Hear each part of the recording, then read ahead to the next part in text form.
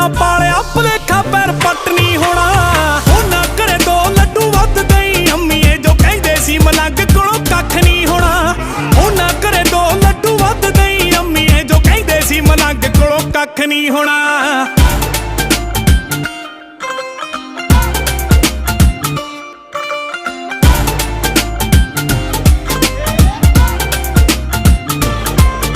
ਮਾਂ ਡਾਲਰਾਂ ਦੀ ਲਾਉਣੀ ਆਪਾਂ ਚੱਲ ਪੱਖੀ ਨੂੰ, ਪੁੱਤ ਤੇਰਾ ਤੇਰੇ ਨਾਲ